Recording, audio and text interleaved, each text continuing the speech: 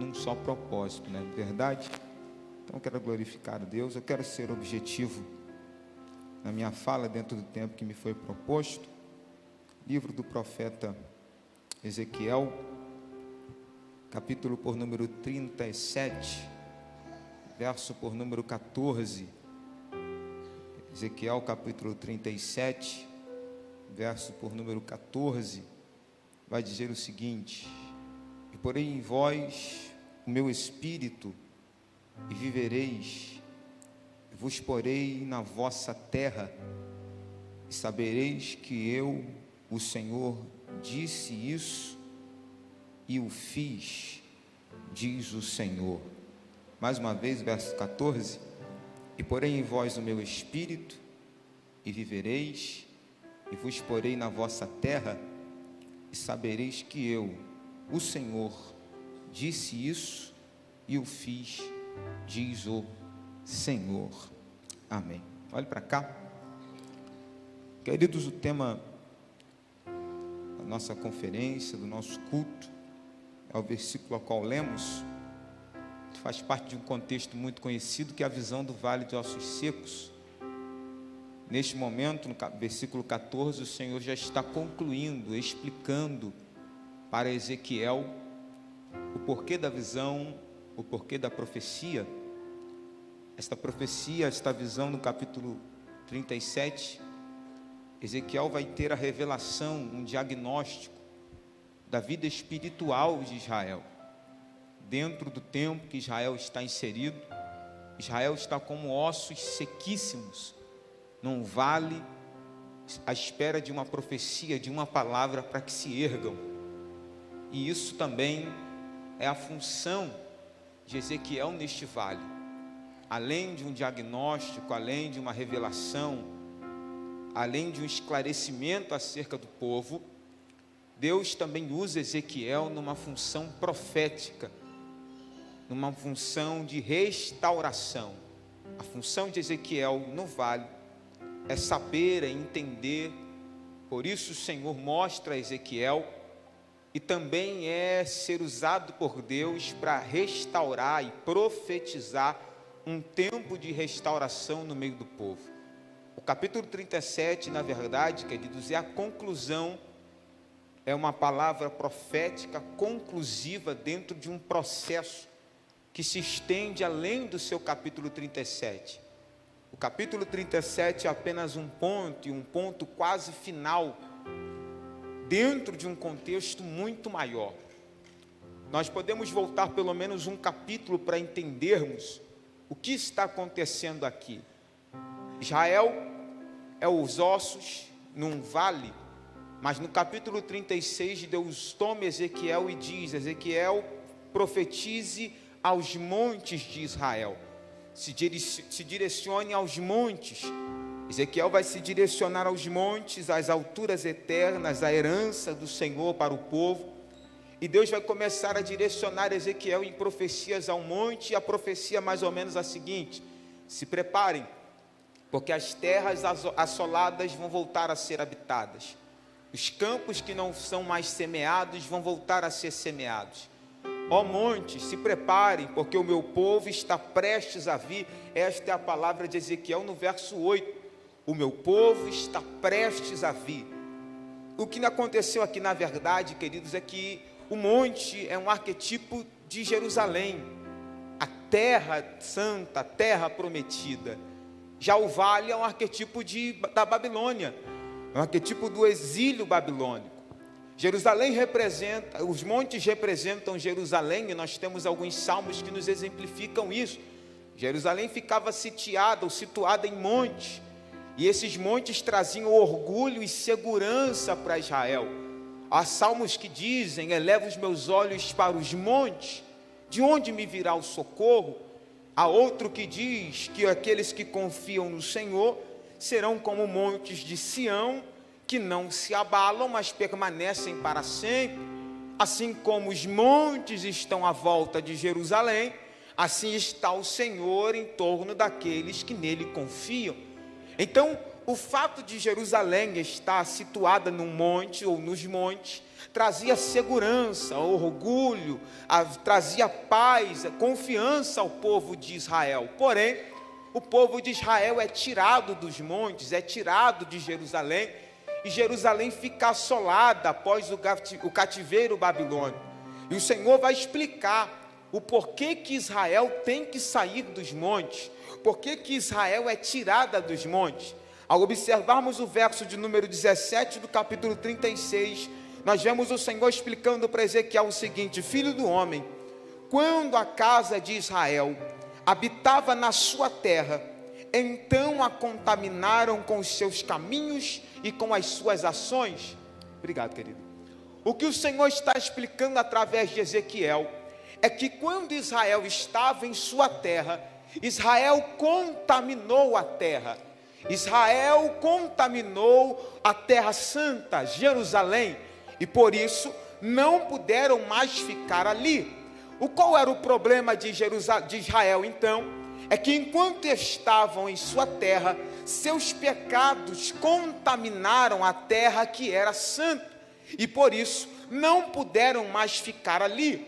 Mas a questão é que quando isso chegou aos ouvidos do povo de Israel, isso trouxe um tanto quanto de perturbação, porque o pecado de Israel era a idolatria, e esse pecado era influenciado por outras nações, nações pagãs, nações vizinhas, e isso incomodou um tanto quanto o povo de Israel.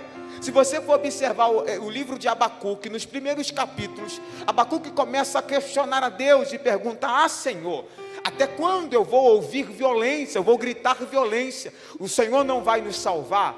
Eu percebo, eu estou indignado, Senhor, porque o ímpio prospera, o ímpio cresce, aqueles que são pagãos estão crescendo e prosperando, e o teu povo definhando, o seu povo está empobrecendo. Isso chega à mente dos israelitas como um parafuso, porque eles não concordavam. Como que o povo de Deus é arduamente corrigido, como o povo de Deus será arduamente castigado, mas as nações que pecam há muito mais tempo, que fazem há muito mais tempo, idolatram há muito mais tempo, não tem nenhuma correção. O que Israel estava se definhando, se perguntando é: por que com a gente o juízo vem tão rápido e as outras nações o juízo demora? Por que a correção chega para nós desta forma e para eles não chega? Eu lembro a você que Abacuque vive num momento muito anterior a Isaías, a Jeremias e ao cativeiro babilônico, ou seja, isso é um questionamento corriqueiro na mente de Israel. Por que Deus nos cobre a eles não? Por que Deus nos castiga e a eles não? Por que Deus nos avisa e a eles não? Querido, eu não sei se você já percebeu, mas de vez em quando parece que a corda sempre puxa para o nosso lado, Nando. Parece que o negócio sempre aperta mais para a gente não pode nem pensar em fazer, que Deus já fecha a porta, cobra daqui, puxa de lá, avisa daqui, mas tem gente fazendo baderna, bagunça, pintando e bordando, e parece que Deus não faz nada. Eu não sei se você já percebeu que geralmente com a gente a questão é sempre mais embaixo, é sempre mais complicada, e eu me pergunto: Senhor, por que com a gente é pior e tem tanta gente fazendo o que quer? Por que a cobrança vem mais para a gente? Por que com a gente é pior? Aí eu aprendi com o Senhor que quanto mais é dado, mais é cobrado. Quanto mais é entregado, mais é requerido, querido. É normal, a cobrança vem mais para a gente, mas dentro desse contexto aqui eu entendi. Por que Deus cobra mais Israel do que as outras nações? A questão não é Israel, a questão é a terra. Porque perceba o que Deus falou: olha, por causa dos pecados de vocês, das ações, dos caminhos, a terra foi contaminada. A terra, querido, é santa. Diga comigo: santa. A terra é santa, querido. O ambiente é sagrado. Jerusalém é o lugar de paz. Jerusalém é onde fica o templo, Jerusalém é onde o nome do Senhor é exaltado, e é por isso que a cobrança para Israel é maior, porque o ambiente é santo, e eu aprendi que num ambiente de santidade a cobrança sempre é maior. No ambiente sagrado, Marcos, a cobrança é sempre maior. Perceba o que Deus fez com Moisés. Moisés já chega ao Monte Horebe, o monte de Deus, chega perto de uma sarça, onde o anjo do Senhor havia se manifestado no meio de uma labareda de fogo, e Moisés está se aproximando, ele está curioso, ele quer ver aquela grande cena, mas só que quando Moisés se aproxima, a voz do Senhor brada do meio da sarça e diz: Moisés, não se achegue para cá, tire a sandália do teu pé, porque o ambiente em que você pisa é santo. Perceba, quando o ambiente é santo, a cobrança sempre é maior. É por isso que o salmista disse no Salmo 93, que santidade convém à casa do Senhor. E também Pedro vai dizer na primeira epístola, que o juízo começa pela casa do Senhor, porque a casa do Senhor é santa, o ambiente do Senhor é santo, e quanto mais santidade, mais cobrança. Então Israel está sendo cobrada, porque está num ambiente santo. E por que as outras nações não estão? Deus explica mais ou menos isso para Abacuque, quando diz: olha, Abacuque, a medida dos caldeus já está posta. O que ele está dizendo? Eu já determinei o juízo para eles, eu já determinei o castigo deles, eu já determinei o fim deles. Então, independente do que eles façam no meio do caminho, o fim deles já está determinado. É por isso que eu não me importo quanto com que eles pecam. É por isso que eu não me importo se eles pecam muito ou pecam pouco, porque eles já estão entregues aos seus desejos. Como Paulo disse, vendo que eles não se arrependeriam, o Senhor os entregou aos seus desejos. Querido, tem gente que Deus nem cobra mais, porque Deus está indiferente. Ele sabe que não haverá arrependimento, Ele sabe que não haverá conversão, Ele sabe que não haverá conversão. Então Ele deixa. Quer pecar, peca, quer fazer, faça, quer ir, vá, mas o meu povo eu amo, e se eu amo, eu corrijo. Eu amo aquele que eu corrijo, e corrijo aquele ao qual eu tenho por filho. Eu vim te dizer, querido, Deus só corrige a quem Ele ama. Tem gente que Deus não está nem mais aí, Deus não está nem mais preocupado. Por quê? Porque o fim já está determinado, mas o amor de Cristo é tão grande por nós, que Ele não aceita que vivamos enlameados no pecado. Ele não aceita que vivamos emaranhados em laços de pecado. Antes Ele nos corrige, antes Ele nos açoita, antes Ele nos castiga, porque Ele nos ama. O amor de Deus se manifesta em nos castigar. Quando Ele vê que estamos fora da linha, Ele nos traz para perto, nos açoita, nos corrige. Porque qual é o pai, né? Que não corrige o filho a quem ama. É por isso que Israel tem que sair de Jerusalém. É por isso que Israel perde Jerusalém. Porque a terra é santa. Eles contaminaram a terra. Deus não pode permitir que o povo permaneça na terra. Porém, o Senhor vai usar o cativeiro da Babilônia, e Ele explica no verso 19 do capítulo 36, eu os espalhei entre as nações, e foram espalhados pelas terras, conforme os seus caminhos, conforme os seus feitos, eu os julguei. Ou seja, eu tive que espalhar, eu tive que tirar da vossa terra, eu tive que tirá-los de Jerusalém. Por quê? Porque eu estou julgando conforme os seus feitos, eu estou reagindo conforme as suas ações. Porém, o Senhor vai usar o cativeiro da Babilônia para tratar de Israel, para trazer Israel novamente. Verso 24, há uma promessa que diz: eu vos tomarei dentre as nações, vos congregarei de todos os países, países, e vos trarei a vossa terra. Aí o verso 25 revela o tratamento. Então espalharei água pura sobre vós, e ficareis purificados, e de todas as vossas imundícies e de todos os vossos ídolos vos purificarei. O Senhor está usando o castigo para purificar o seu povo. O Senhor está usando o exílio para trazer o seu povo de volta. Porém, quando Israel vai sair da Babilônia, vai descer o monte. Perceba que a visão do 37 agora é Israel num vale. E perceba que Deus está usando uma geografia simples. O que é vale? Vale é uma planície no pé de um monte. Tudo aquilo que está abaixo de 2 montes, ou entre 2 montes, é o vale. Então Deus está usando Ezequiel numa geografia muito simples. Israel estava no monte, porém eu tive que tirar Israel do monte. Agora Israel está no vale. Mas a promessa no verso 8 do 36 é: eles estão prestes a vir. Depois que eu tratar deles, eles voltam para o monte. Porém, primeiro, eu preciso tratar deles no vale. Então Deus usa Ezequiel, leva ao vale de ossos secos e pergunta: o que você está vendo? Ezequiel vai mostrar, nos revelar que Israel está num caso seríssimo. São ossos secos, ossos sequíssimos, ossos espalhados, precisando ser ajuntados novamente. Esse é o diagnóstico espiritual de Israel. Verso de número 11, Deus vai mostrar, Ezequiel vai perceber, e Deus vai dizer a Ezequiel: filho do homem, esses ossos são toda a casa de Israel. Eis que eles dizem: nossos ossos se secaram, pereceu a nossa esperança, nós estamos cortados.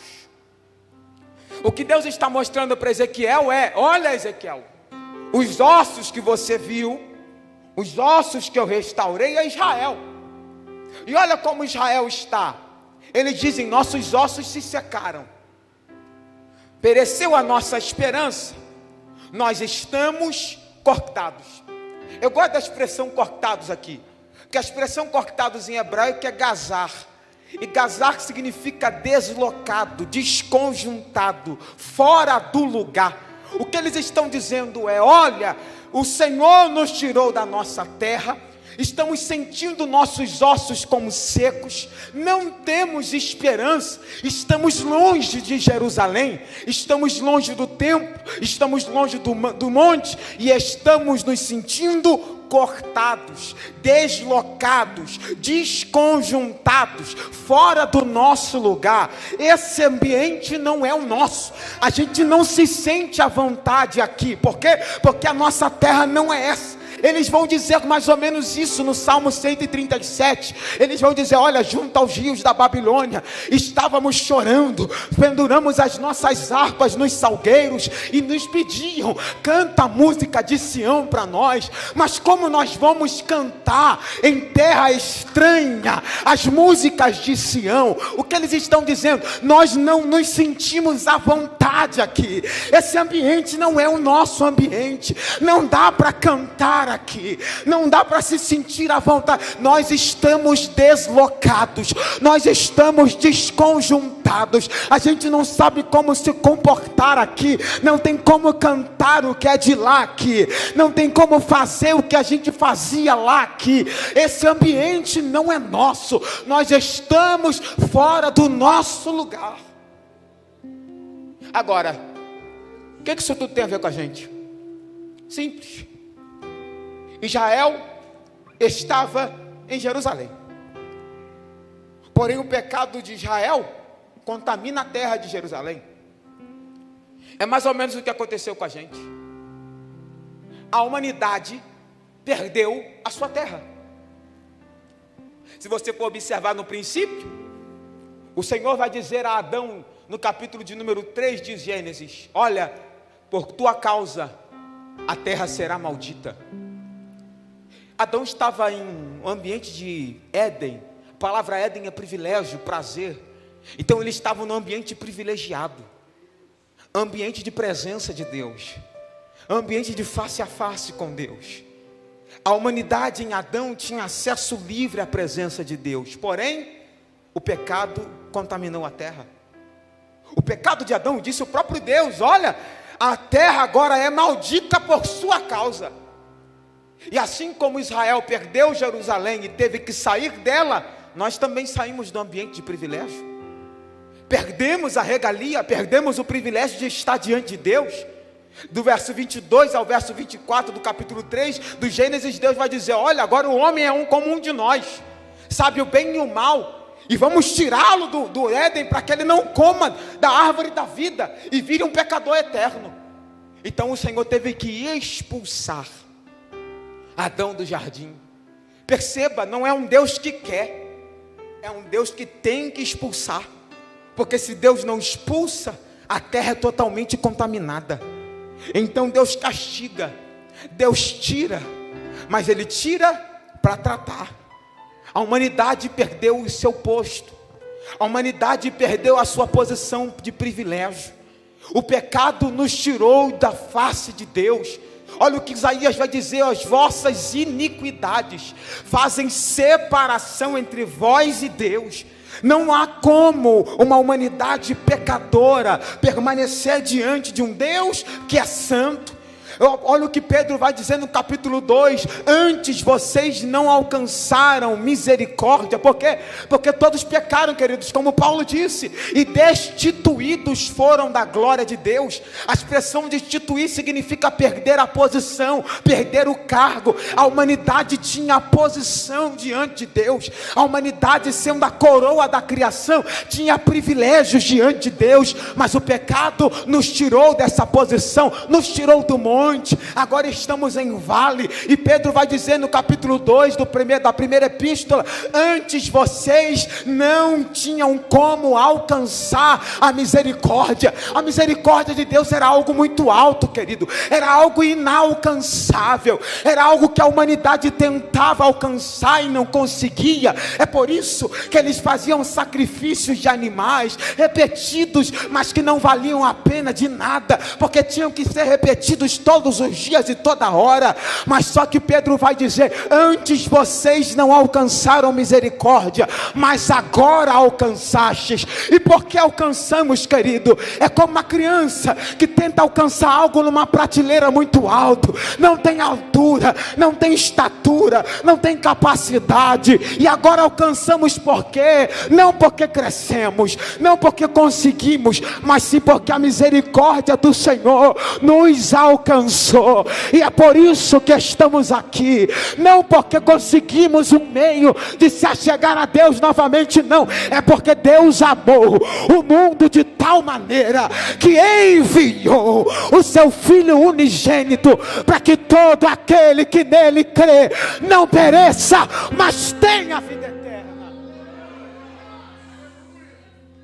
E essa é a maior raiva do diabo, querido, porque ele tenta te acusar todo dia dizendo: olha, você não tem direito de alcançar a misericórdia, você não tem capacidade de alcançar a misericórdia, você não tem possibilidades porque você pecou, você errou.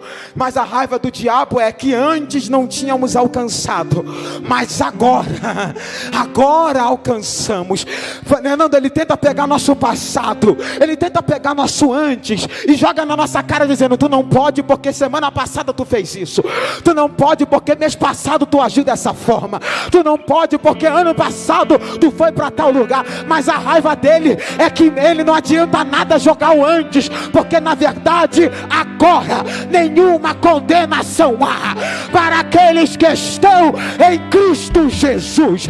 Esta é a maior raiva dele, porque ele teve passado, mas não tem futuro, e você não tem mais passado, mas há um futuro de glória que te espera. A raiva dele é que quando ele olha para trás, ele vê o céu, quando ele olha para trás, ele vê a glória que ele perdeu, mas quando ele olha para frente, frente ele não vê nada, ele não vê ninguém, ele vê lago de fogo e enxofre. Mas quando ele olha para o teu passado, está no mar do esquecimento, está apagado, está esquecido. Mas o teu futuro é de glória, é de glória, é de glória. Ei, calabaio, sebe daracandara. A raiva dele é que ele fica, olha, antes você ia em tal lugar. Antes você era conhecido na rua como isso, isso e isso. Antes você nem queria saber de igreja. E agora, diabo? E agora? Onde está a morte, o teu aguilhão? Onde está o inferno? Onde está o inferno, a tua vitória? Eu vim dizer, querido, que o aguilhão do pecado é a morte, mas mas a vitória nossa foi conquistada na cruz do Calvário. Eu vim te dizer, querido, que por mais que em Adão, por causa de um só homem, o pecado entrou no mundo, também por causa de um só homem, Jesus Cristo, Filho do Deus Altíssimo, é por causa dele que eu tenho direito à vida eterna.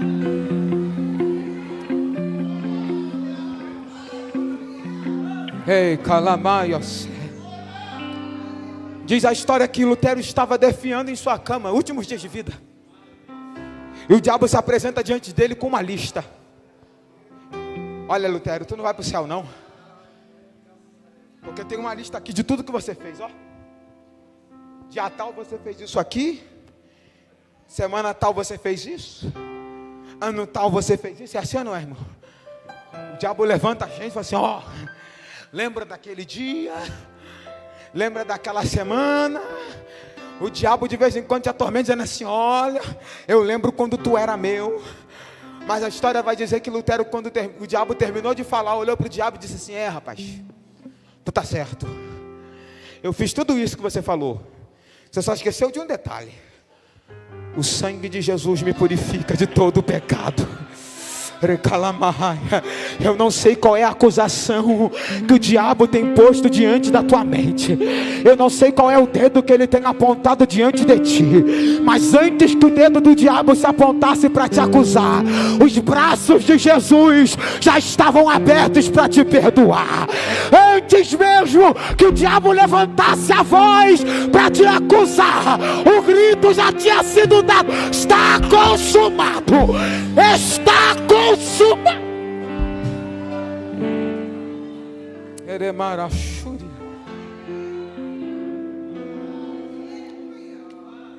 Israel perdeu o privilégio, nós também. E a situação era de vale, ossos secos, sem esperança. E querido, Israel se sentia deslocada. Essa terra não é nossa, a gente não é daqui, esse ambiente é estranho, não são nossas ruas, não são nossas casas, estamos cortados, deslocados, desconjuntados. E é assim, querido, a gente não é daqui, esse ambiente não é nosso, não nos pertence. Mas tinha uma questão, querido, por conta disso Israel nem cantava. Israel se rejeitava a adorar os hinos de Sião. Enquanto Israel estava na Babilônia, eles penduraram as harpas nos salgueiros. E a pergunta é: por quê? Olha o verso de número 11. Nossos ossos se secaram e pereceu a nossa esperança. É por isso que Israel não canta. É por isso que Israel não consegue se alegrar. Por quê? Porque os louvores de Sião, querido, nos lembram de Sião. As músicas de Jerusalém, pastor Joel, nos lembram de como é Jerusalém. E Israel não consegue cantar a música de Jerusalém e lembrar, porque eles não têm esperança. Para eles nunca mais voltariam para casa. E a pergunta é: por que cantamos? Por que dizemos Maranata? É porque ao contrário de Israel, nós temos esperança. E qual é a nossa esperança, William? Não se turbe o vosso coração. Credes em Deus, crede também em mim. Porque na casa do meu pai tem muitas moradas. E se não fosse assim, eu vos teria dito, eu vou preparar lugar. E também, querido, se for preparar lugar, eu vou, mas eu tornarei para vós, e vos levarei comigo, para que onde eu estiver, estejais vós também. Sabe o que eu vim dizer? É normal que o mundo nos odeie, até porque Jesus disse, sabe por que o mundo vos aborrece? Porque ele aborrece a mim primeiro. Sabe por que o mundo vos odeia? Porque ele odeia a mim primeiro. E sabe por que vos odeia? Porque vocês não são do mundo, porque eu tirei vocês do mundo. Se vocês fossem do mundo, o mundo não vos amaria, mas como vocês não são do mundo, é por isso que o mundo vos odeia. É normal, querido, que o mundo te odeie, que o mundo te caçoe, que o mundo te zombe. Por quê? Porque tu não é daqui, a tua esperança não é aqui, tu não é dessa terra. É por isso que ele te chama de quadrado, ele te chama de antigo, eles te chamam de antiquado, eles te chamam de ultrapassado. Por quê? Porque eu não me encaixo com essa terra e não faço nem questão. Eu não sou daqui, querido, eu só estou de passagem, eu sou peregrino nessa terra. Eu não, o meu destino não é aqui. Eu sei que o meu Redentor vive e ao seu tempo ele se levantará. Não sou daqui. E a minha questão é: por que eu faço tanta questão? Por que eu faço tanto esforço para me encaixar, para ser aceito, se nem daqui eu sou? Não, William, porque a palavra de Deus vai dizer que temos que seguir a paz com todos e a santificação, sem a qual ninguém verá o Senhor. A nossa questão é que a gente quer ser tanto amigo da Babilônia, a gente quer andar com tanta gente da Babilônia, a gente quer se enturmar, porque a gente não quer virar chacota, Ricardo. A gente não quer virar motivo de piada. Ah lá o crentinho, ah lá o pastorzinho, ah lá a missionarinha. É por isso, porque o mundo quer mostrar para você que você não encaixa, que você não tem lugar aqui. Mas ele quer fazer isso de uma forma de menosprezando a forma que você se veste, a forma que você anda, o que você canta, o que você faz. Mas, querido, como diz o louvor da harpa, que o mundo me abandone e persiga o tentador. Eu não sou daqui, querido, e nem faço questão de que me amem, porque a partir do momento que eu me constituo amigo do mundo, eu me constituo inimigo de Deus. Mas eu prefiro, querido, andar com Deus do que andar com os homens. Eu prefiro ser amigo de Deus do que ser amigo do mundo. Sabe o que eu vim dizer, querido? Dê glória a Deus quando o mundo começar a te zoar, porque ele disse: por amor do teu nome, vocês serão perseguidos, vocês serão entregues à morte, vocês serão encerrados. Mas ele também disse que aquele que perseverar até o fim vai ser salvo. Sabe o que eu vim dizer, querido? Não faça questão de ser aceito na Babilônia. A Babilônia, querido, vai fazer como fez com Daniel, vai criar lei para que Daniel não ore, vai fazer como Sadraque, Mesaque e Abednego, vai criar lei para que o povo se proste. Mas enquanto todo mundo se prostra, eu vim profetizar que nós permaneceremos de pé. E William, se me jogar na cova dos leões, o anjo do Senhor vai descer e vai fechar a boca do leão. Mas se me jogar na fornalha, o quarto homem se apresenta e caminha no meio do fogo. Eu não faço questão de que o mundo me ame, de que o mundo me aceite, porque eu não sou daqui. Não sou daqui, querido. Não podemos fazer questão, porque a gente tem uma promessa. Qual? Eles estão prestes a vir. Daqui a pouco a palavra é lançada e a gente sai desse vale. Eu termino no verso 14. Porque após a restauração, capítulo 37, verso 14, após a restauração, carne, nervo, pele, se levanta um exército em extremo de pé, mas eram só corpos. Então Deus ordena que Ezequiel profetize aos 4 ventos, para que sopre sobre os ossos. Esse vento traz o espírito de vida, os ossos se levantam, caminham. Mas aí o versículo 14 vai dizer assim, olha, a conclusão é: eu porei em vós o meu espírito, e vivereis, e vos porei na vossa terra. Eu vou colocar em vocês o meu espírito, vocês vão passar a viver, mas eu vou trazer vocês para a vossa terra. Querido, perceba que o Espírito não desceu para que o povo se levantasse. O Espírito não veio para que o povo fizesse uma revolução na Babilônia. O Espírito veio porque o povo seria posto na vossa terra.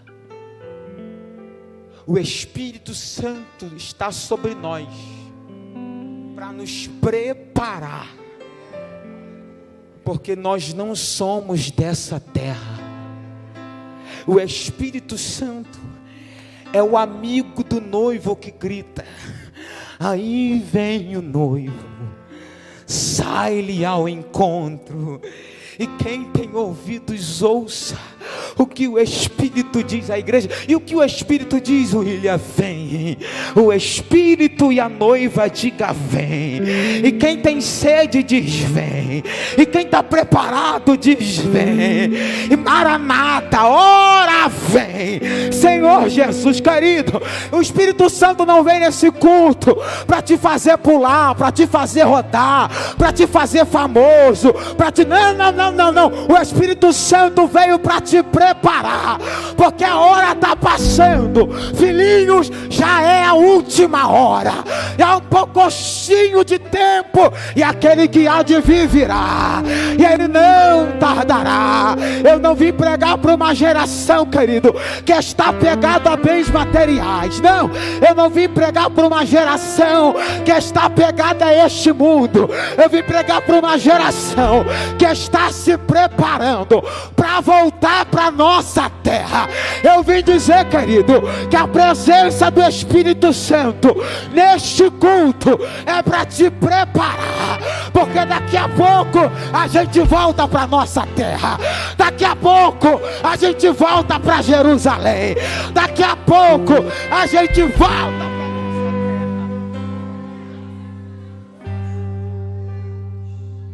Falta pouco,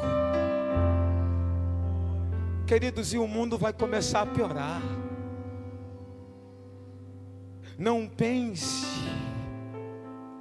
que as coisas vão melhorar aqui, porque eu não sei você, mas a minha esperança não está aqui. A minha esperança não está em quem governa aqui. A minha esperança não estão nas coisas daqui. A minha esperança é voltar para a minha terra. Aleluia. Um dia eu postei, há muitos anos atrás, eu criança postei no Facebook: que saudade do céu. E olha que eu ainda nem fui para lá, e olha que eu nunca estive lá, mas que saudade. Aí uma pessoa que era do espiritismo comentou e falou assim: olha, como que você sente saudade de alguém que de um lugar que você nunca foi? Era uma tia minha, eu tinha uma certa intimidade. Eu falei assim: olha, me desculpa, mas essas coisas para você é loucura, essas coisas para você é doideira, mas para mim é esperança. Eu sei que tu não vai entender, se eu ficar te explicando talvez tu vai me chamar de doido, mas eu sou doido mesmo, porque ele pega as coisas desse mundo que são vãs, desprezíveis, loucas, não são, só para confundir as que são. Tem coisa, querido, que para esse mundo é loucura, mas para nós é poder de Deus, para nós é graça, para nós é nossa esperança. Eu vim te dizer, querido, o Espírito Santo te trouxe neste ambiente para te lembrar: já chegou a última hora, já chegou a... Oh, glória, aleluia. E ele mesmo diz através do profeta Joel: nos últimos dias eu derramarei sobre o meu povo o meu espírito, e os vossos filhos profetizarão, vossos velhos terão visões, vossos jovens terão sonhos. Oh, meu Deus do céu, esta é a minha esperança. Não está aqui, não é terra, não é nada daqui. A minha esperança é a rua de ouro, é o mar de cristal, é o muro de jaspe. Eu não sei quem está comigo com essa palavra, mas a minha esperança não é andar pelas ruas do Cordeiro. A minha esperança é andar pela rua celestial. Orabacalaxúria,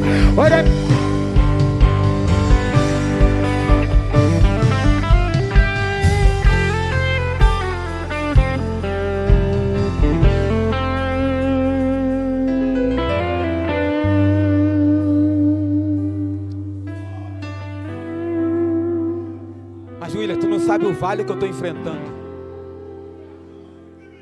E é vale mesmo, irmão? É vale. Porque a gente não pertence ao vale, nós somos do monte. É por isso que a gente fica deslocado. É por isso que começa a ficar estranho o negócio aqui na terra. Mas a nossa esperança é: a gente vai voltar para Sião. E é por isso que a gente não pendura a nossa harpa no salgueiro. É por isso que a gente não para de cantar, Ezequias. É por isso que a gente não para de adorar. Porque quanto mais a gente canta, mais a gente lembra de Sião. Quanto mais a gente adora, mais a gente lembra da nossa casa. Quanto mais a gente glorifica, mais a gente lembra: a gente não é daqui. Eu não sou daqui, eu não sou Manacalabarraia. Feche seus olhos, feche. Eu profetizo que tu vai sentir saudade de Sião. Tu vai sentir saudade de Sião. Tu vai sentir saudade. Tu vai rebaraçar. E eu não sou daqui, pra casa voltarei. Ele vem me buscar, e com ele eu não sou daqui. E eu não sou daqui, pra casa voltarei. Ele vem me buscar, e com ele... Levanta a sua mão, levanta, e diga o nome dele, Yeshua, cante. Yeshua,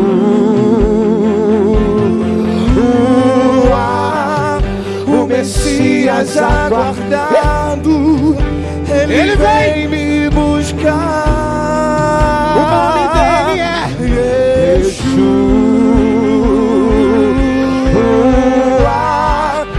o Messias aguardado, ele vem me buscar. Eu não sei se tu pode cantar. Em breve Jesus do céu vai aparecer, e todo joelho se dobrará, e toda língua confessará. Canta a igreja! Mas a igreja será arrebatada num piscar de olhos. Acontecerá.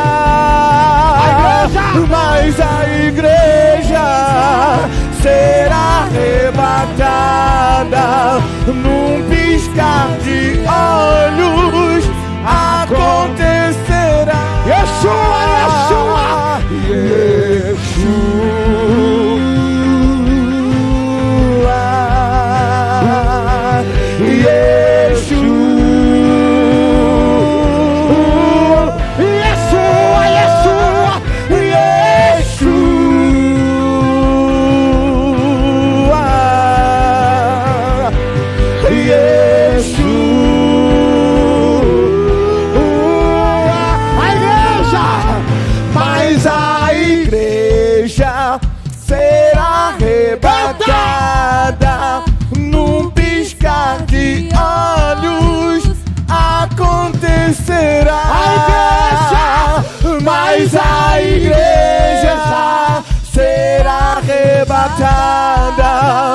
num piscar de olhos acontecer. A igreja, mas a igreja será arrebatada num piscar de olhos acontecerá.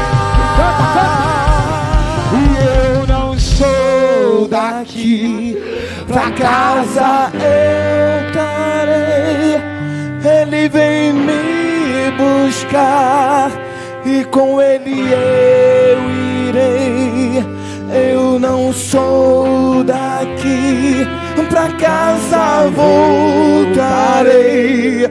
Ele vem me buscar e com ele eu não sou daqui, eu não sou. E eu não sou daqui, e porei em vós o meu espírito, e vivereis, e vos porei na vossa terra. E porei em vós o meu espírito, e vivereis, e vos porei na vossa terra.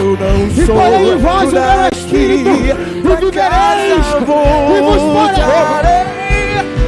Ele vem me buscar e com ele eu irei.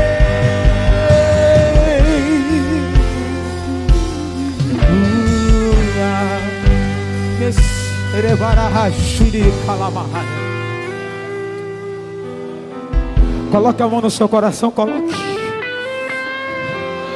E porei em vós o meu espírito e vivereis, e vos porei na vossa terra. E porei em vós o meu espírito e vivereis. Assim como